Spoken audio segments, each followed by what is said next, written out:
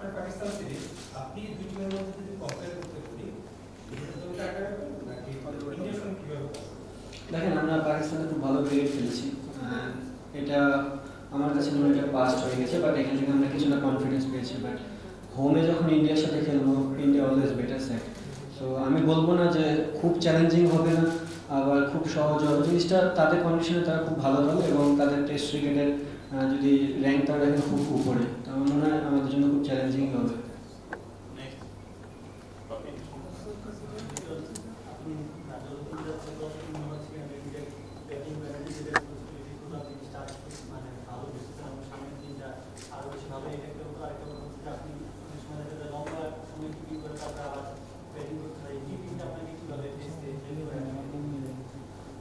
Keeping কোনো batting ক্ষেত্রে help করে না, কিপিং একটা পার্ট। যদি ফিল্ডিং করি, ফিল্ডিং যেভাবে করতে হয় কিপিং জিনিসটা সেম। আর আরেকটা কী বলতেন জানি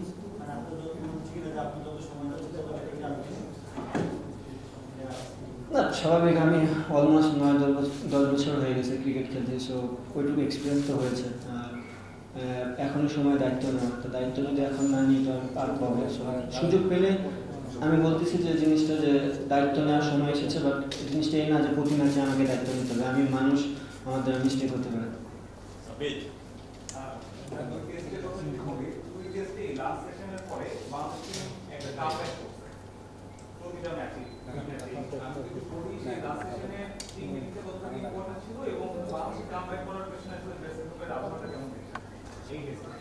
হ্যাঁ, আরেকবার একটু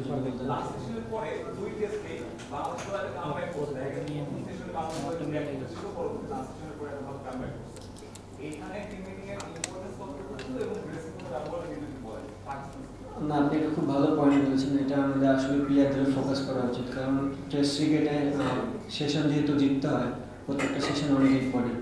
আমার কাছেও এটা জিনিসটা ব্যক্তিগতভাবে মনে হচ্ছে যে আমরা প্রতিদিন যে ফার্স্ট সেশনে খুব একটা আমাদের যে 100% ক্রিকেটে খেলতে পারি না, স্পেশালি বোলিং ব্যাটিং দুই দিক দিয়ে। তো এখানে একটা বিশাল বড় ইমপ্রুভমেন্টের জায়গা আছে। আর দেখেন, ড্রেসিং রুমে আমাদের সবসময় পজিটিভ মেন্টালিটি কথাবার্তাই হয়, আমরা কীভাবে কামব্যাক করতে পারি, কীভাবে গেমটাকে চালাতে পারি। সো এটা তো সবসময় পজিটিভ ওয়েতেই কথাবার্তা হয়, বাট একটা জিনিস যেটা ভালো যে আমাদের ওখানে একটা ইমপ্রুভমেন্টের জায়গা আছে এবং আমরা চেষ্টা করবো ওই জিনিসটা ভালো করার।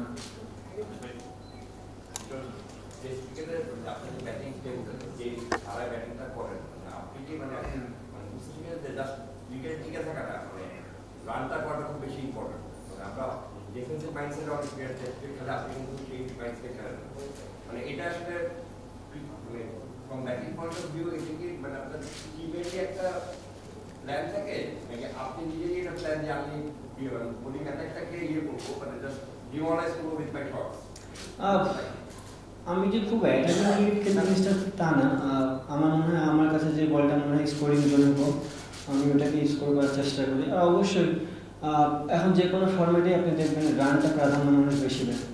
আপনি যদি লাস্ট গেমে চিন্তা করেন বা তার আগের গেমটাও চিন্তা করেন, আমরা একটা জায়গায় যাই কিন্তু রান করতে পারতেছিলাম না। সো আমি নামার পর বল আর রানা বলে খেলাতে কিন্তু একটা ফ্লো চলে আসে। আমার কাছে মনে হয় যে এখন আমি যে ধরনের ব্যাটিং করি, বিশেষ করে টেস্ট ক্রিকেটে, পুরো ওয়ার্ল্ডে সবাই অ্যাটাকিং মুভমেন্টে ক্রিকেটটাই খেলে।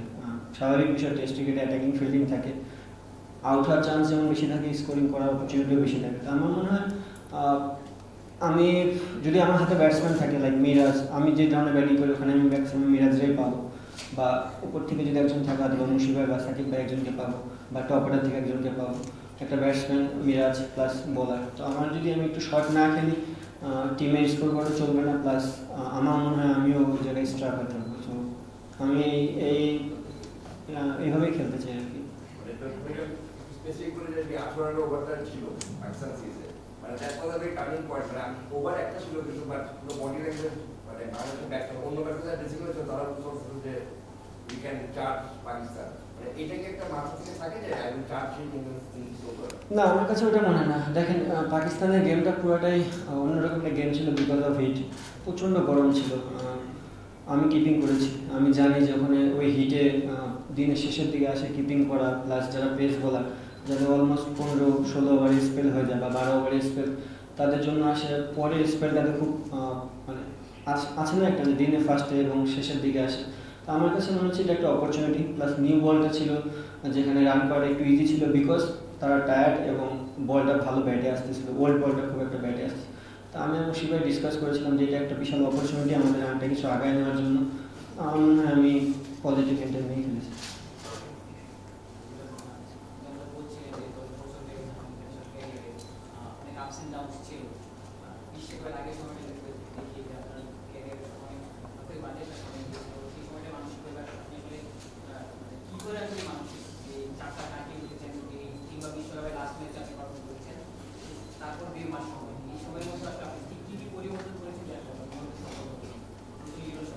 মানে আমি কি সঠিক অ্যান্সার দেবো না ভুল অ্যান্সার দেবো?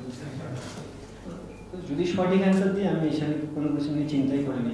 আমি আমাকে নিয়ে চিন্তা করেছি যে আমি কীভাবে পরিশ্রম করবো, কীভাবে বেটার করা যায়। হ্যাঁ, ভুল অ্যান্সার হচ্ছে সারাদিন রুমে বসে কাঁদতাম। এটা হচ্ছে মন রক্ষার থেকে, বাট এটা ফ্যাক্ট না।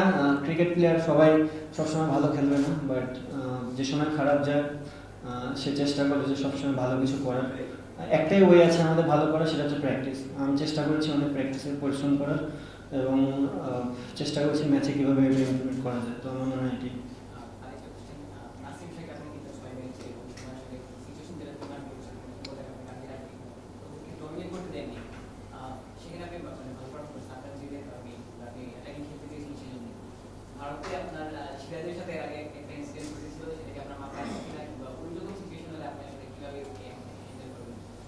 হ্যাঁ, ভারতে এখন পৌঁছায়নি, এখন ওটা ফিউচার, আর এটা যেটা বললেন সেটা পাস্ট। এটা দুটার ভিতরে কোনো পার্থক্য নেই। এখন প্রেজেন্টে আছি, আমার একটু পর প্র্যাকটিস আছে, দেখি এখানে গিয়ে বলা যায়।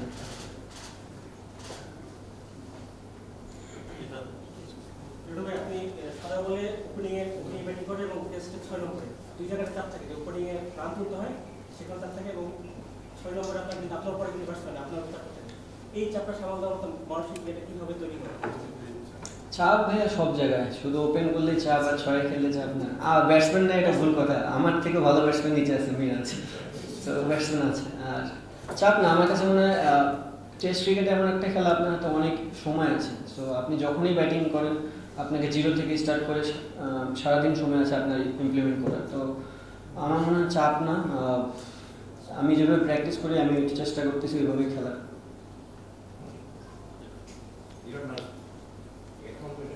ইম্পর্টেন্ট পাকিস্তান সিরিজের ওই বিক্রি মানে ওটাকে পাস করে বাংলা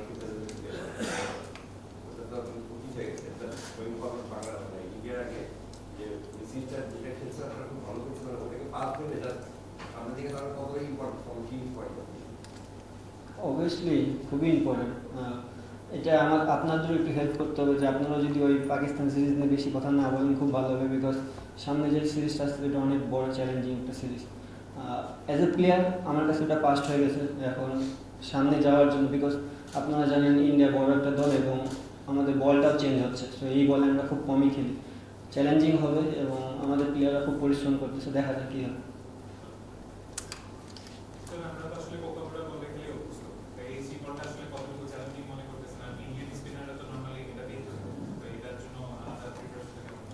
আমি যেটা বললাম ভাই, ইন্ডিয়া সিরিজ আমাদের জন্য চ্যালেঞ্জিং হবে। প্রিপারেশন বলতে আমরা এখানে যতটুকু পারতেছি আমাদের মেন বলারদের বলই ফেস করতেছি আমরা। কিছুটা ডিফিকাল্টি তো আছে, কারণ কোকাবুরা বলে যে বেসিক যে জিনিসটা সেটা হচ্ছে নতুন বলটা একটু ডিফিকাল্ট, পুরাতন বলটা খেলাটা ইজি। বাট এসজি বলে নতুন বলটা একটু ইজি, পুরাতন বলটা খেলাটা ডিফিকাল্ট। সো আমরা প্র্যাকটিস করতেছি, দেখা যাক এখন কি।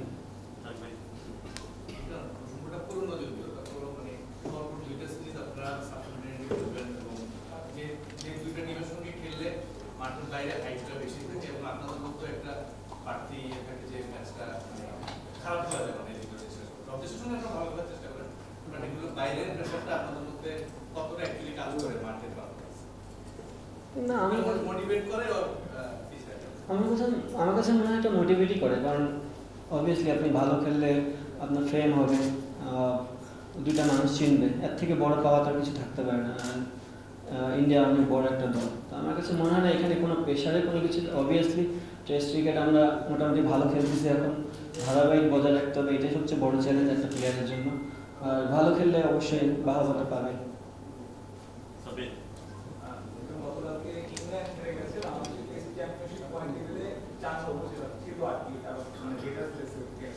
বাংলাদেশ টিমের লক্ষ্য থাকে টেস্ট চ্যাম্পিয়নশিপ নিয়ে, তার শুধুমাত্র মাঠে সাউথ আফ্রিকা আছে বা শুরুতে শেষ করার একটা চিন্তা ভাবনা যদি অনেক বড় ব্রেন হয়ে যায় এই লাইনটা আমাদের কিন্তু রাইট নাও ইন্ডিয়ানে ভাবতেছি ভাইয়া।